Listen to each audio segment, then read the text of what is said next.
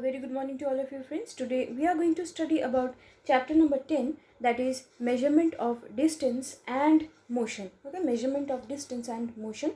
And our today's topics are, we are going to study about units of length and measuring devices. Okay, now units of length we have studied in our previous video about the SI unit of measurement. Okay, SI units. We have studied about SI units. So these SI units are known as standard international units, which are uniform all over the world, and they are very accurate. Okay, so whatever rulers or measuring tape you are using at home, that is based on the international system of making measurement of units, and they are very accurate. Okay, so if you measure any suppose if you measure a pencil in India, and if you measure that same pencil in America with the help of the ruler available there, both will have the same quantity. That means the measurement will be same. That means it is very uniform throughout the world. That is why we use the SI units. Now you know the SI unit of length. The SI unit of length is, we have studied about this, it is meters. Okay, so it is meter. So meter is the SI unit of length. Meter is also the SI unit of distance. Okay, so both length as well as distance. Now this meter is usually denoted by the symbol m. Okay, small m. Now there are other units also other than SI unit. There are other types of units also to measure length. For example, bigger units are like kilometer. Okay, kilometer. Kilometer means already you know, that is km. It is denoted by km. There are other meters like centimeter. Centi means again 100, so centimeter. Then millimeter. Millimeter means 10, so millimeter.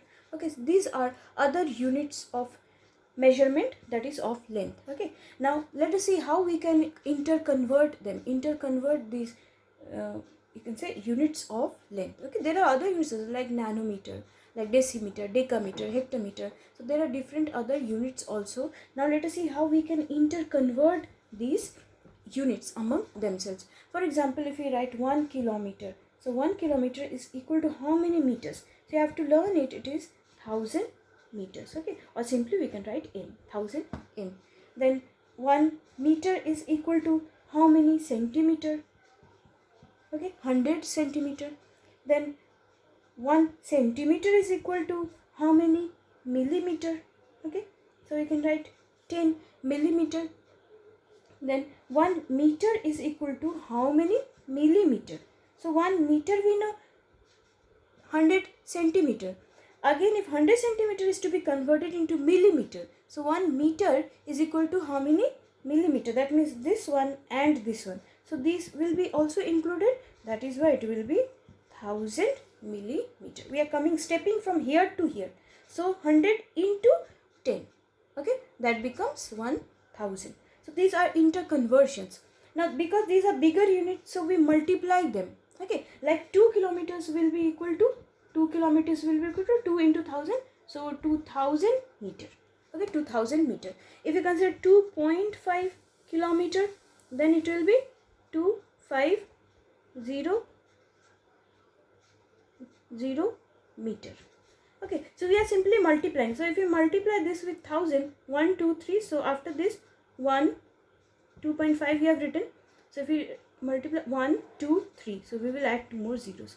Okay, so it becomes 2500 meter. So in this way we have to convert them. Okay, this is called interconversion. For example, if we convert suppose 300 meter is equal to how many centimeter? Okay, 300 meter. So if we make, instead of writing 1 meter, we are writing 300 meter. That 300 will be multiplied with 100, and then 20 here, 20 here. So we will get 3, total 40 centimeter. Okay, so in this way we can interconvert them. But because these are bigger units, so we have to multiply. When we convert these smaller units into the bigger unit, just opposite, then we will have to divide it.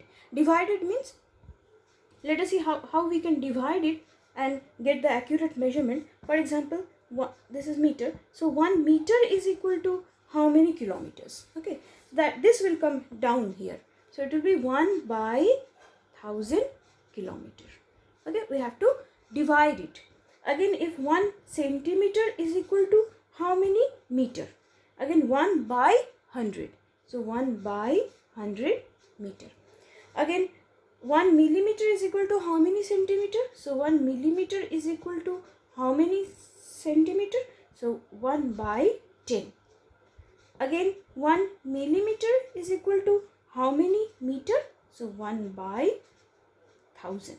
Okay, so in this way we can interconvert them. So you have to practice this sums at home. Like how can we convert? Like if I say, suppose 25 meter is equal to how many seconds? Okay, 25 meters is equal to how many seconds? So instead of writing 1, we will write here 25. So this will also be multiplied to 25. So it will be 2500. Okay, in this way. For example, 3250 meters is equal to how many kilometers? Okay, 3250 is a smaller unit. See this one. So it is a smaller unit. We will have to divide it by 1000. So when we divide it by 1000, so we will get what? 1, 2, 3. So 1, 2, 3. So we will get 3.25 kilometer. Okay, so in this way we will have to interconvert these units among themselves. Okay, so please learn them. I will upload the summary. Also go through the book and learn them. Now let us see about measuring devices.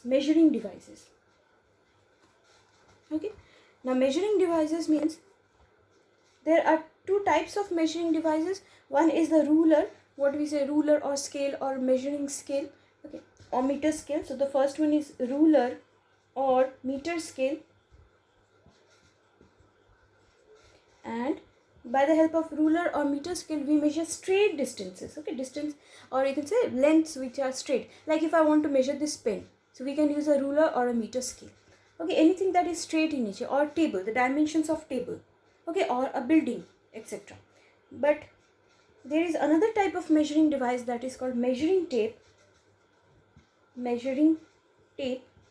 By the help of measuring tape we measure both straight distances, that means straight lengths, as well as curved structures also. Okay, if something is curved, like you have seen tailors, they measure the chest region while taking the measurement of your shirts or skirt.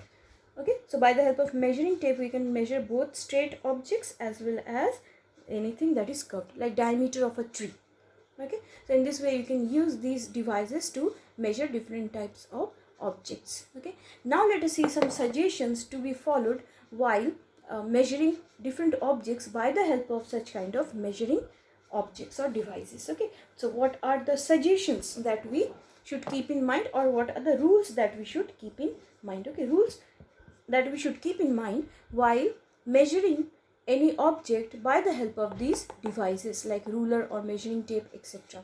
So the first rule is that whenever we are going to measure any object, the first rule is that the object should be placed, you can say, along the length of the scale and close to it. Okay, so the objects should be placed close to the scale or the ruler and should be in the line of it. Then only, suppose there is a ruler, suppose a ruler is there and we have to measure, suppose, a pencil. Okay, so this is a ruler and we have to measure, suppose, a pencil. So we will keep that pencil along the length of the ruler and close to it.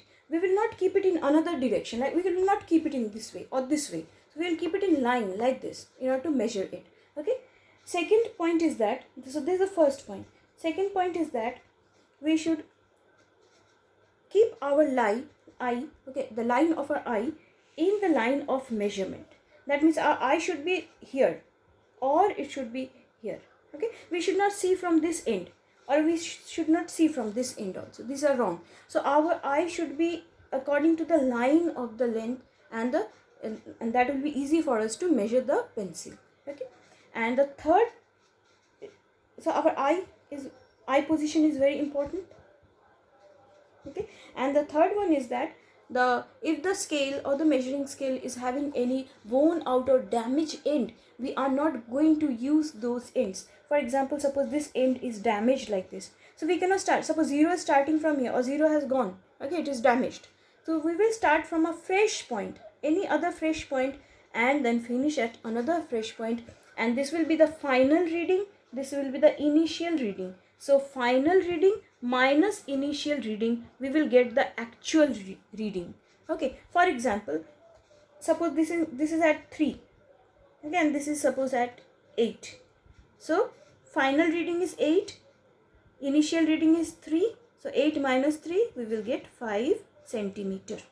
Okay, so this is the third rule, that the worn out or damaged parts, these should not be used.